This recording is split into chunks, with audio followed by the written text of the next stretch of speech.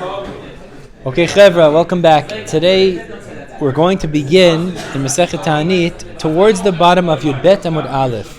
We're going to review tonight what we did over the last couple of days, the Gemara that we learned. It's been a little bit choppy because of winter break, So B'ezat Hashem, we'll go over what we did over the last couple of days inside, and tomorrow we'll start a new sugya. We'll start the new Mishnah on Yud Bet Amud Bet. We'll start with a new Mishnah. So B'ezat Hashem, let's get started. Tanur Abanan. Tanur Abanan is 6 lines from the bottom of the page on Yud Bet Amud Aleph. Yeshcha? Tanur Abanan. Yeshcha? Tanur Abanan. Eliezer, Yud Bet Amud Aleph. Tanur Abanan. We're going to do a review tonight. A little bit of a review. B'ezat Hashem.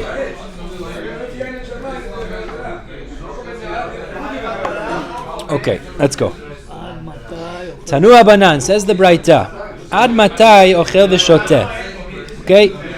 If a person is keeping one of the lighter fast days. So we're not talking about Yom Kippur, we're not talking about Tisha B'Av, we're talking about the other fast days. No, we're talking about before the fast. Ad matai ochel. Exactly.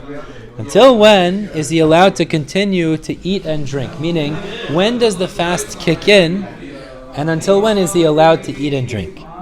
So the Braita says, Ad sheya'aleh amud hashachar, divrei Rebbe. Rebbe says, until amud hashachar, the first lights appear in the sky.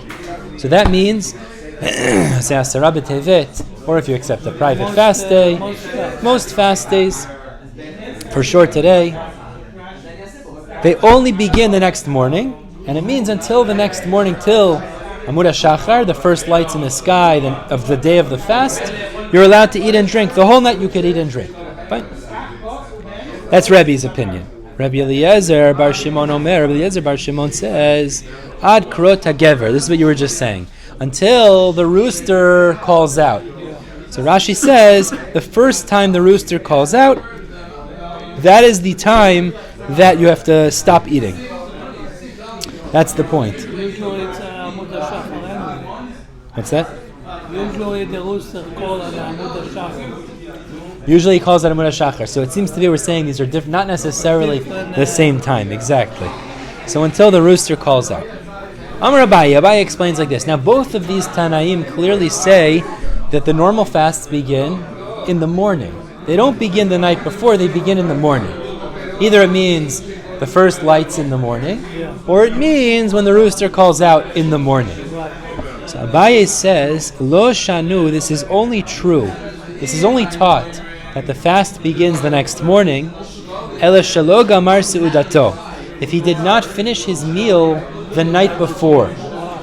Aval gamar seudato, but if he did finish his meal the night before, eno ochel, he could no longer eat even during that night. Which means, according to Abaye, the fast only begins in the morning if you did not finish your meal the night before. But if you did a symbolic, you finished your meal the night before, you have to stop eating already. Rava asked against Abaye, we have a Braita that says like this, Gamar ve'amad, if somebody finished his meal and then he got up, he could continue to eat.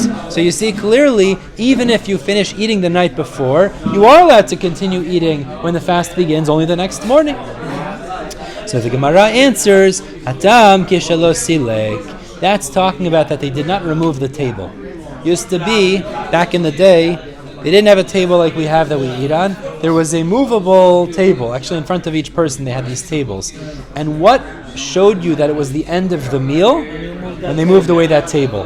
Kind of like today, how you clear it off or something like that. Some sort of a physical action, something that symbolizes meal is over. So that's what the Braita really means. Where you didn't yet move the table, your meal is not really over. Since your meal is not really over, you could continue to eat later into the night. But if you finished your meal, you remove the table, then you'd have to stop already that night. You don't have till the next morning. This is the first version, which is Abaye, in clarifying this prohibition of eating. Let's continue. Ikadamri. Now there's another version. Amar Rava says, Lo shanu, the fast only begins the next morning. Ela kishalo yashan. if he did not sleep that night. Aval yashan, but if he did sleep that night, eino ochel, he's not allowed to eat anymore. Meaning, the fast will already kick in when you go to Leave it in the morning. when you go to sleep. In the evening, that's it. Right. So according to Rava, you only have the allowance till the morning if you didn't sleep. But if you did sleep that night, already the fast kicks in. That's what Rava's opinion is. Abaye asked against Rava, there's a braita that says, Yashan v'amad, if he slept and then he got up, harei zochel, even though there's a fast, he could continue to eat till the morning. So you see, sleeping does not start the fast. The Gemara answers, that's not exactly a permanent sleep. Hatam, that case is b'mitnam nim. That's when he's dozing off. What does that mean? What is dozing off? Amar Ravashi explains, turning to Bet Amud Bet. Nim velo nim, he's sleeping but he's not sleeping. Tir velo tir, he's awake but he's not awake. Dekaru le va'ani, you call him and he answers. Velo yada adurei sfara, but he can't answer logically. Right? He's a little bit in dreamland, but he's not sleeping. V'chimid kirile midkar, but when you remind him of something, he does remember. So a person in this state, the fast will not yet begin. But if a person goes to sleep in a proper way, in a kavua type of way, a permanent way, then the fast will already kick in. So we saw, we saw that this idea of sleeping or of stopping your meal, we really passed on the second shita, really, it sounds like. Rashi actually references. Rashi says, "Va'alacha ki ikeda amri ochel v'shoteh ad sheyashen keva va'ad sheyaleh amud hashachar karevi." Rashi said, we go like the second version, that if you sleep permanently, the fast kicks in, and if you don't, you have till amud hashachar like Rebbe. We saw in halacha, in order to avoid the issue, what are you supposed to do? You have to what? To say a tanai. What do you mean a tanai? A condition. I'm not accepting the fast until the next morning. And then, when you wake up at 5 o'clock in the morning before Amud HaShachar, when the fast would begin, you could actually still eat. But that's what we came out with in Halacha. We saw that brought down. Till Amud HaShachar. Good. That's the first section. Let's move on. Amar Rav Kahana Amar Rav. Kahana Amar Rav says like this. Yachid shekibel alav ta'anit, if an individual accepts a fast on himself, asur b'ne'ilata sandal, first of all, he's not allowed to wear shoes. Why is he not allowed to wear shoes? Chayshinan, because we're concerned, we're choshesh, we're worried, shema ta'anit tzibor kibel alav. Maybe he accepted a fast with the chumrah, welcome Atan, we're doing review tonight, so you're in luck. We accepted a fast with the chumrah of Taanit Tzibur on himself. So what's Rav Kahana Amarav telling us? Like this. If you have a regular person, a regular yachid, he wants to fast tomorrow. He wants to fast on Monday. Okay, so it's Sunday at Mincha, and he accepts a fast on himself. You bet him would bet about 5 lines from the top of the page. We're doing review. If he just accepts a fast on himself without clarifying, maybe what he meant to accept was the more chamur type of fast, the stricter type fast. And therefore, it's like a Taanit Tzibur, like Yom Kippur, like Tisha B'Av, and it's to start the night before, and he should be asur in wearing shoes. So therefore, what should he do to avoid this problem? Amar Rabba bar Rav Shila le'mahachi. This is what he should say when he accepts the fast day. Lemachar tomorrow, ahelefanecha b'ta'anit yachid. When I fast tomorrow, I will accept on myself ta'anit yachid.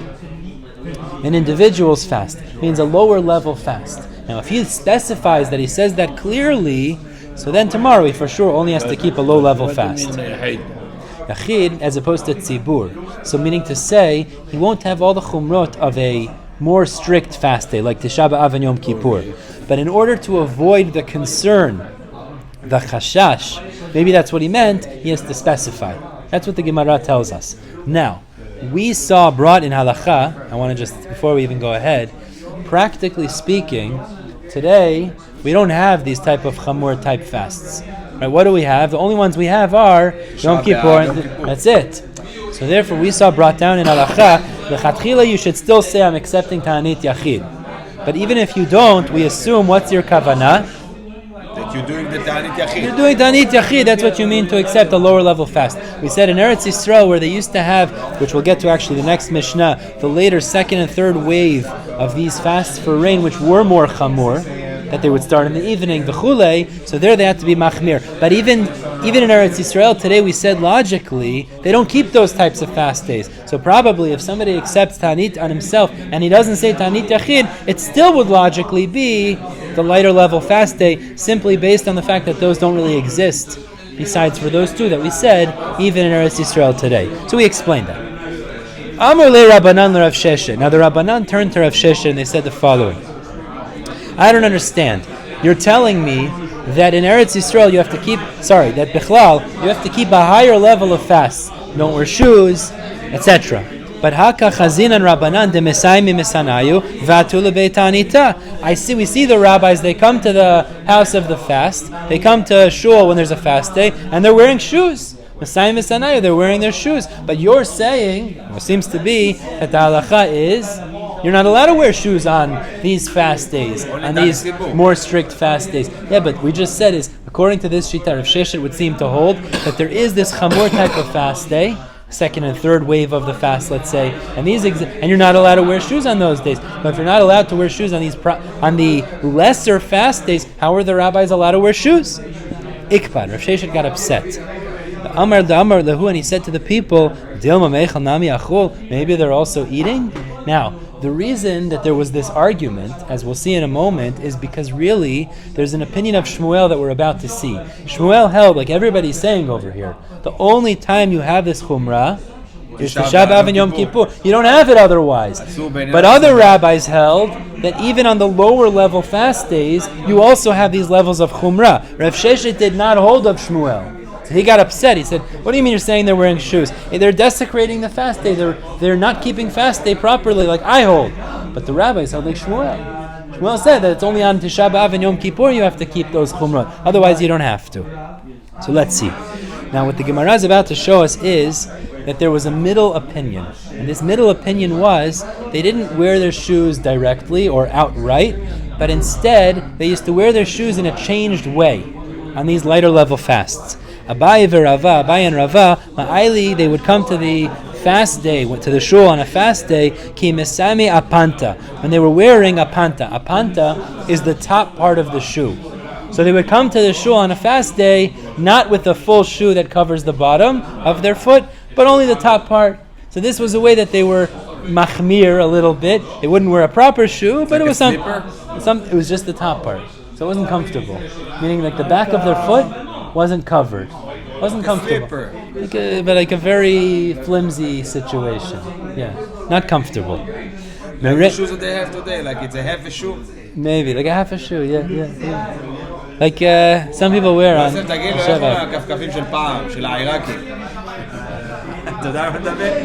don't know what that is. What is that? Like a slipper. I don't know which one is stuck. אלה שמרביצים לך. The one that you eat, the father used to eat. No. We use that. No, we use the sandals from wood. Wood? For the shower. Oh, for the shower, okay. We put the foot in the floor. Listen, we do a similar thing. Because on Tisha B'Av we are machmir, we don't wear shoes. But we do wear shoes that are not regular. Crocs, whatever it is, we wear other. I mean, we do a similar thing. Is we are not wearing leather shoes. I know. I'm just saying as an example. We're not machmir on the other fast days, but on Tisha B'Av and Yom Kippur, where we're not allowed to wear shoes, leather shoes, we could wear plastic shoes. V'chulei, meaning it's in a similar vein. Is that it's not wearing a shoe, it's wearing a slipper. Fine. Mereimar or Marzutra, they had a different idea. Their idea was mechalfi dimina l'smala d'smala l'mina. They would swap the right and left shoe and their left and right shoe. Meaning they would wear on their right foot their left shoe and their left foot their right shoe. Meaning it wasn't comfortable. So again, they were machmir. They wouldn't wear shoes, but they would wear it in a shinoy, a changed way. Because they were machmir like Shmuel, like the other opinions. But they still wore these kind of slippers? No, that sounds like regular shoes. But they would wear it in a changed way. That's the way they were careful about it. So they wore it in a different way. but it was regular shoes. רגילה, Right. לא, הבנתי את הרעיון. Yeah, yeah. השאלה אם הנעל היא לא אם היא מאור, אז מה זה משנה אם הוא הפך אותה? כן, זה כן. משהו שינוי. אם הפך אותה כן. זה לא comfortable. Can't no The comfortable. idea Exactly. is not You have to comfortable. realize they're being machmir because we wear leather shoes on Asara B'Tevet. They were wearing leather shoes but swapped it. Rabbanan debe Rav Ashi nafki kiorchayna. The rabbis of Rav Ashi's house, they used to go out the normal way with shoes. Savri, because they held ki hadam Shmuel, like Shmuel says, ein Taanit tzibor bebavel el Tisha b'av bilvad. The only time that there's this chumrah of fast day on a rabbinic fast, a Rabbanan fast, is Tisha b'av. We know obviously Yom Kippur, but that's the oraita. But other ones are not like that, and therefore they wore shoes bichlal. Good. That's the second sugya. Let's move on to the third sugya now. Fine. Rav Yehuda Amar Rav. This was very interesting. A guy accepted a fast day on himself, and then the day of the fast came, and it was too hard for him to keep the fast day. Or, like we saw brought down in Halacha, Adam Chashuv came to town, and he wanted to eat the Seudah with him. Or there was a Seudat Mitzvah. There was a Brit Milah. Okay, it happened on the day he accepted to keep a fast. הוא רוצה לפתח עד לשמור, no? So l'chor you'd say is you accepted, you have to keep. But Rav Yehuda Amar Rav says, Love Adam Taanito uforeya. A person can borrow that day and pay it back. What does it mean? You could eat on that day you accepted to fast and keep a different day. Who said that, Shmuel? Rav Yehuda Amar Rav. Oh. Rav Yehuda in the name of his Rebbe Rav. Ki amrita kamei de Shmuel. When I said this in front of Shmuel, means Rav Yehuda said, when I said over this psak of Rav in front of Shmuel, Amarli, he said to me, V'chi neder kibel alei, did he accept a neder on himself, de lo sagi de lo mishalem, that he has to fulfill, literally means it's not enough if he does not fulfill, that he has to fulfill, mitzvah nafshei kabil alei, he accepted to pain himself, imatzi mitzaer nafshei, if he could, if he's able to, he could pain himself, ilo matzi, lo mitzaer nafshei, if he's not able to, he does not have to pain himself. Now the way we explain with Rashi here, Shmuel, matzi if he's able to. So if he... So Shmuel holds, according to Rashi, this is how Rashi learns, if you can't do it on that day you accepted, you're off the hook. Forget about it. You don't have to make it up. So he's Mekil over Rav. Rav is saying, you could push it off, but you still have to do it someday. Shmuel is saying, if you could do it on this day, you do it. If you can't, you don't have to. This is the first lashon. You see, there's a second version. But didn't we learn in Masechet Rosh Hashanah that if a person take upon himself a truma and he say, I want to give a charity to the Mikdash, Excellent. you have to bring it. Excellent. And if not, it's over Baltas. Excellent. So that's what Shmuel's saying. Did he accept a neder? Accepting a Taanit is not a neder. It's not like a neder. It's not motzes vatecha tishmor. That's how the first version goes. And therefore you accepted a fast. Good. If you could fast on that day, you fast. If you can't, you don't have to. That's not the halacha anyway. This is not the halacha. But that's Shmuel in the first version according to Rashi. So Safo learns differently. But let's hold off on that. The second version, which is how we paskin, let's see. Ikeda Amri, there's another version. Amar Rav Yehuda Amar Rav. Again, Rav Yehuda says in the name of Rav, you can borrow that day and pay it back a different time.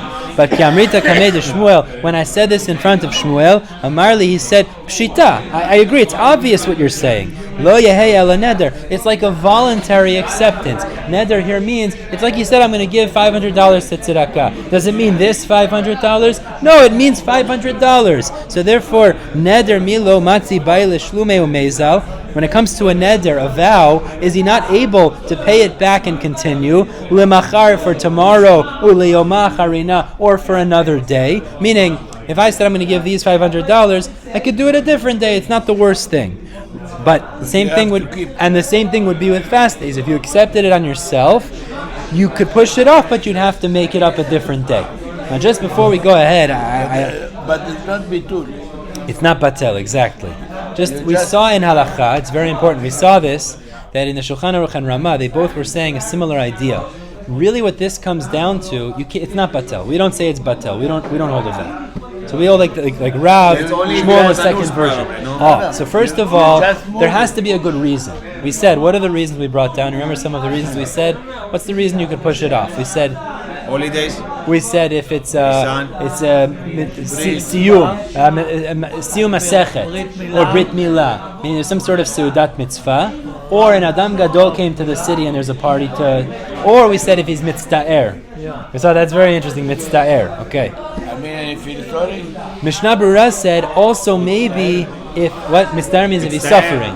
He's suffering. It's too hard for him. It's too hard. Or anus maybe, fine. But even in that case we said it's only if you accept it in the beginning in a general way. Meaning, a guy said in the beginning of the year, I'm going to fast 10 days this year. אם אני אוכל בלי נדר. So he didn't say bli neder. He doesn't have to say bli neder. He said, on Rosh Hashanah, he said, this coming year I'm going to fast 10 times. Okay? Comes a Sunday afternoon in Mincha, and he says, tomorrow I'm going to fast. It'll be one of the 10. Since the original Kabbalah, which is on Rosh Hashanah, was Bichlal, in general, even though now he accepted it in a more dafka way, he could push that off to a different day. We learned it before in advance that you can take an upon yourself in advance. We did, but the point is, we said also you have to re-accept it mincha before. But that's what's brought down. Then you can use one of these reasons to push it off. But if the beginning of his Kabbalah was done in a specific way, meaning one day in mincha he decided, I'm going to fast tomorrow, he did a Kabbalah, that means tomorrow I'm going to fast, that's a specific Kabbalah. The beginning of the Kabbalah was done miduyak. On that day, you don't have an excuse to get off the hook. We also said from the Mishnah Berurah, even where you could get off the hook, you should still fast a little bit of that day. Meaning, even if you're going to push it off to another day, if you usually eat breakfast at 10 o'clock, eat breakfast at 11 o'clock. Push it off a little bit. You should feel a little bit pain on that day, so you don't completely get rid of it. That's what we said. He said also, one final point in the Ramah, it's Kedai to mention, is that some shitot hold, if you can't do a fast, you could be podeh with money. You could pay it with money. So people that have extra money, they can always pay it off. So Mishnah Berurah says, but it's ashir kefi oshro and ani lefi onyo, meaning he has to feel the suffering.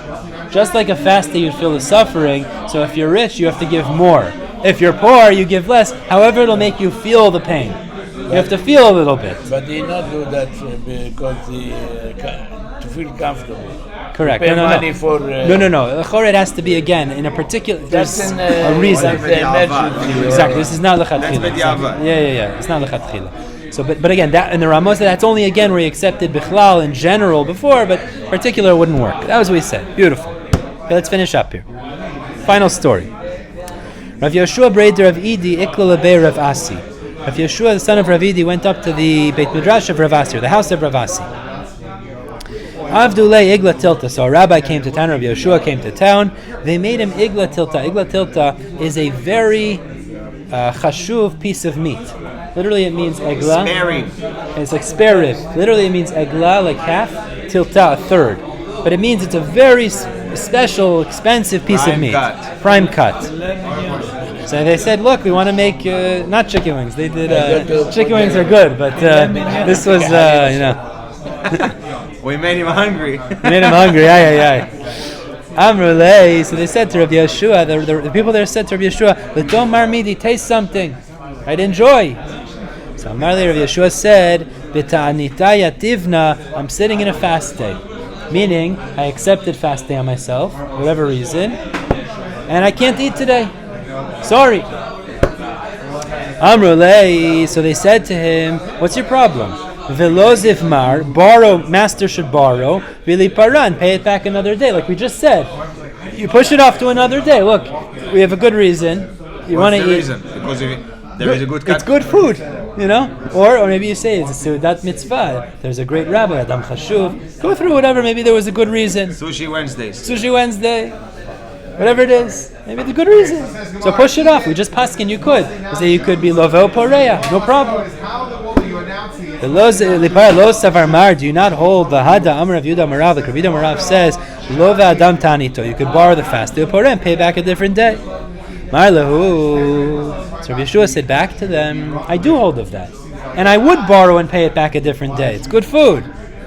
But Taanit Chalom Hu. Even in Shabbat you can fast. Oh, this is a special type of fast that I'm keeping. I had a bad dream. And the way to get rid of a bad dream is to fast on that day. So this is one that I can't just get rid of. Amar Rabba bar Mechasya, Amar Rav Cham bar Gurya, Amar Rav, Yafeh Taanit lechalom.